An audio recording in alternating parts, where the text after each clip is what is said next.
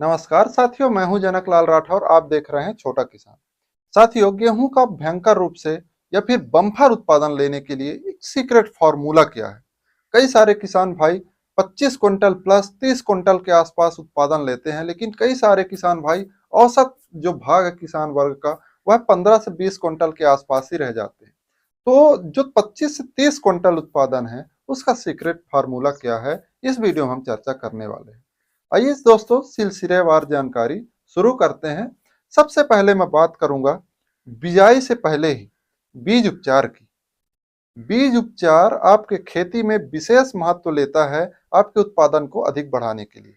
तो बीज उपचार कैसे करना है? गेहूं की बुआई के समय FIR फंजीसाइड, इंसेक्टिसाइड और आर से जो भी कल्चर है, जो भी आपका कल्चर है, जो माइक्रो जीव हैं, जो बैक्टीरिया है, फंगस, जो भी आप कल्चर बाहर से लाते हैं, जैविक जीव, उनको आप उपचारित कर सकते हैं। अगर आप तीनों विधि से उपचारित कर रहे हैं तो आपको बेहतर उत्पादन देखने को मिल सकता है। सिलसिलेवार पहले फंजीसाइड से, चाहे आप जैविक से करें या फिर इनसे रासायनिक से, फिर इंसेक्टिसाइड से, फिर आपका जो भी कल्चर है, जो भी अन्य आपका जैविक जीव है, उनसे कर सकते हैं। बीज उपचार के बाद उसके बाद आता है हमारा जो सही है, वह है बुआई का तरीका। और बुआई का तरीका यह है कि जब आप बुआई करते हैं, बुआई करते समय आपको यह देखना है कि आपके जो मिट्टी है, मिट्टी पर कौन सी खाद आपने अप्लाई कर दिया है लास्ट जुताई पर, और बुआई करते समय कौन सी खाद दे रहे हैं। लास्ट जुताई पर आपको ज़्यादा नहीं तो कम से कम 1 बोरी DAP प्रति एकड़, लगभग 25 से 30 किलोग्राम पोटास, ये आपको डालना ही डालना है। इतना अगर आप डाल रहे हैं तो बढ़िया उत्पादन आपको देखने को मिलेगा। अब आप बुआई के समय यूरिया भी ले सकते हैं, हल्का हल्का फुल्का ले सकते हैं, लगभग 10 से 15 किलो भी ले सकते हैं। बुआई की विधि में हम जो चर्चा कर रहे हैं वह है कि छिड़कवा विधि या सीड ड्रिल से विधि या लाइन से विधि। लेकिन अगर आप एक तरह से सुचारू रूप से आप अप्लाई करें लाइन से बुआई का, सीड ड्रिल से बुआई का, तो आपको बहुत ही अच्छा उत्पादन देखने को मिलेगा। इसमें कई सारी आपकी समस्याएं भी दूर हो जाती हैं। जैसे आपको खरपतवार नाशक का स्प्रे करना है या फिर खाद का स्प्रे करना है, आप बीच में घुस रहे हैं, तो जब आप छिड़कावा विधि बुआई करते हैं तो उसमें पैर रखते हैं, गेहूं भी नीचे पैर के नीचे आ जाता है, कुचल जाता है। अगर आप लाइन से बुआई की है तो आसानी रूप से आप चल पाएंगे। खाद और बीज का, धूप का, प्रकाश का, हवा का जो भी कंपटीशन है, अगर आप छिड़कावा किए हैं तो कहीं बीज अधिक कहीं कम, और जब लाइन से किए हैं तो आपको प्रॉपर रूप से खाद का भी आपके पौधों को मिलेगा, पानी भी पौधों को प्रॉपर रूप से, हवा भी प्रॉपर रूप से, धूप भी प्रॉपर रूप से, स्पेस भी प्रॉपर रूप से, तो ग्रोथ भी प्रॉपरली बेहतर ही होगा छिड़कावा की अपेक्षा, कल्ले अधिक निकलेंगे। अब छिड़कावा बुआई में एक चीज कि आप जब बुआई करते हैं कुछ बीज ऊपर आ जाते हैं, कुछ नीचे रहते हैं, तो कुछ नीचे के बीज अंकुरण लेंगे, जो मध्यम तल पर है वह देर से अंकुरण लेंगे। जब आप सिंचाई करेंगे, जो ऊपर है उसको चिड़िया चुग गई। तो यह क्या होता है कि अपने बीज की मात्रा लगभग आपको अधिक लगता है। जैसे लगभग आपको 50 से 60 किलोग्राम प्रति एकड़ तक अगर आप छिड़काव बुआई कर रहे हैं तो बीज की मात्रा लग सकता है। उसमें भी चिड़िया चुग गई तो आपका विरल हो जाएगा। आपका जो बुआई है वह सघन ना होकर के विरल हो जाएगा, निश्चित दूरी पर ना होकर के ज़्यादा दूरी पर हो जाएगा, जिससे आपका जो जमाव है या फिर आपको लगेगा कि अब हमारा जमाव कम हुआ है या फिर प्रोडक्शन अब उतना देखने को नहीं मिलेगा। लेकिन आप जब सीड ड्रिल से बुआई करते हैं तो एक निश्चित गहराई पर, निश्चित अनुपात पर, निश्चित दूरी पर बीज डालते हैं। बीज का जो जर्मिनेशन है वह साथ होता है। बुआई की विधि में एक चीज़ और याद रखें, वह है कि हमेशा कोशिश करें पलेवा बुआई का, सूखा बुआई की कोशिश बिल्कुल भी ना करें।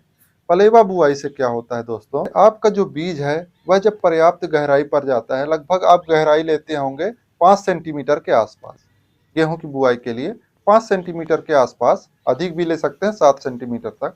5 सेंटीमीटर के आसपास अगर आप गहराई ले रहे हैं तो प्रॉपर नमी आपके पौधों को मिलती है और उसमें वह जर्मिनेशन करता है। पलेवा बुआई में मैं बात कर रहा हूँ, जर्मिनेशन करने के बाद वह जो जड़ है आपके गेहूं का, वह प्रॉपर रूप से हवादार जब मिट्टी रहती है, ढीली मिट्टी रहती है, भुरभुरी रहती है, जड़ का विकास पर्याप्त रूप से बढ़िया होता है। उसके बाद जब पानी देते हैं, पौधों में एक अनावश्यक मतलब कि अतिरिक्त ग्रोथ देखने को मिलता है।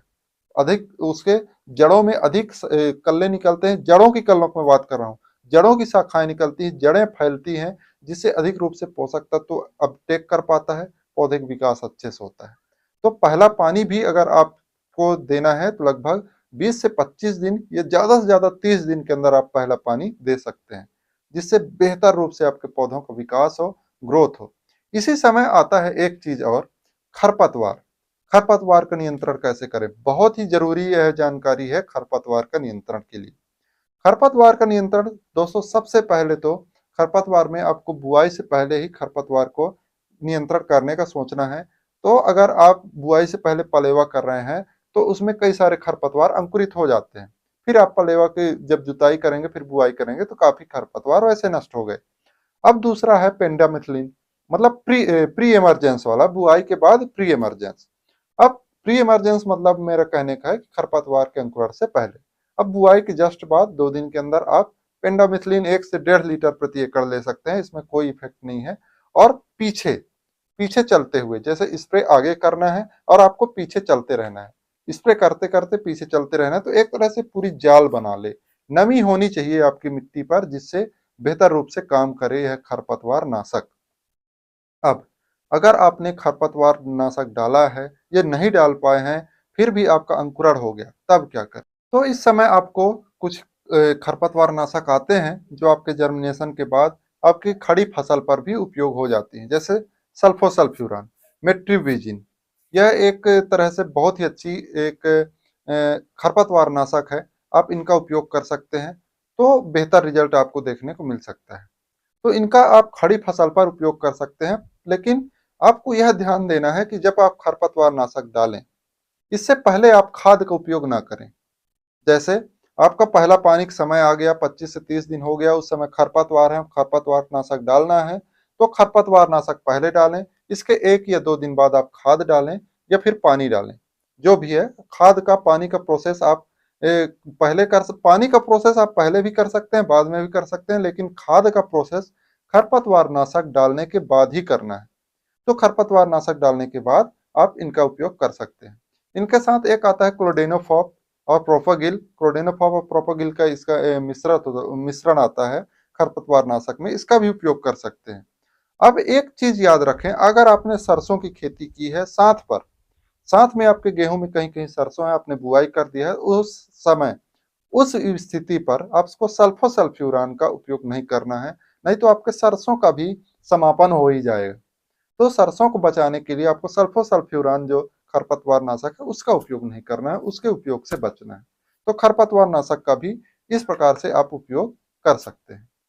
अब दोस्तों, खरपतवार नाशक के बाद मुख्य मुद्दा आता है पानी का। तो पानी देते समय यह ध्यान रखिए कि अगर आपका 1 एकड़ जमीन है तो लगभग 5 भाग तो बना ही लीजिए, और वह भाग ऐसा बनाइए कि आपका जो भी भाग बने वह समतल हो, ना तो कहीं गहरा हो ना तो कहीं ऊंचा हो।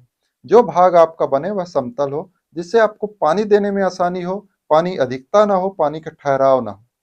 आप यह आपको अनुमान होना चाहिए कि हम अगर आज पानी दे रहे हैं तो 24 घंटे के अंदर अंदर पानी का सोख जाना एक तरह से निश्चित हो पाए। अगर 24 घंटे से 48 घंटे हो गया तो आपके पौधों को बुरा प्रभाव देखने को मिलेगा, पौधे पीले होंगे। इसी समय आप यूरिया, सल्फर, ह्यूमिक एसिड, जो भी आप एडिशनल खाद देते हैं, डाल सकते हैं। यूरिया लगभग 25 किलोग्राम प्रति एकड़ के हिसाब से पहले पानी पर दे सकते हैं। वहीं आप ह्यूमिक एसिड दे सकते हैं, वहीं आप सल्फर 2 से 3 किलोग्राम, 4 किलोग्राम, 5 किलोग्राम, जितना आपको लग रहा है आप दे सकते हैं। इस प्रकार से आप पहले पानी पर अपने खाद का इंतजाम करिए। इसके बाद आपको जो मतलब 8 से 10 दिन बाद जो भी आपको स्प्रे का शेड्यूल रखना है, जैसे सागरिका हो गया, एनपीके हो गया, चिलेटेड जिंक हो गया, कई सारे आप स्प्रे भी करते हैं। तो ऐसे 3 कॉम्बिनेशन बढ़िया है, एक सागरिका का, एनपीके का और चिलेटेड जिंक का। ये तीनों अगर आप कॉम्बिनेशन रख रहे हैं तो बेहतर रूप से आपको रिजल्ट देखने को मिलेगा। मात्रा की बात करूं तो सागरिका और एनपीके का आप लगभग 2 ग्राम पर लीटर कर लीजिए और चिलेटेड जिंक का लगभग 1 ग्राम पर लीटर कर लीजिए। तो इस हिसाब से आप ये मिश्रण बना करके अब बेहतर रूप से छिड़काव कर सकते हैं, बेहतर रिजल्ट देखने को मिलेगा। यह ग्रोथ प्रमोटर का भी काम करता है। तो खाद में कमी तो बिल्कुल भी ना करें भरपूर उत्पादन लेने के लिए। अगर खाद पे कमी कर रहे हैं तो यकीन मानिए उत्पादन आपका लॉस में जाएगा ही जाएगा। खाद में कमी बिल्कुल ना करें। समय पर देख रेख करते रहें, जिससे कीटनाशक, फफूंदनाशक का भी स्प्रे करते रहें, जिससे कीट भी ना आ पाए, फफूंद भी ना आ पाए, रोग भी ना आ पाए। तो आपका बेहतर उत्पादन की ओर आप बढ़ सकते हैं, बेहतर उत्पादन ले सकते हैं। कई सारी जानकारियां और हैं, समय समय पर हम उपलब्ध कराते रहेंगे। फफूंदनाशक कौन सा डालना चाहिए, कीटनाशक कौन सा डालना चाहिए, किस अवस्था पर कौन सी ग्रोथ प्रमोटर देना चाहिए, इसके बारे में हम जरूर बताएंगे। तब तक के लिए धन्यवाद। मिलते हैं अगली वीडियो में नई जानकारी के साथ। जय हिंद, जय भारत, जय किसान।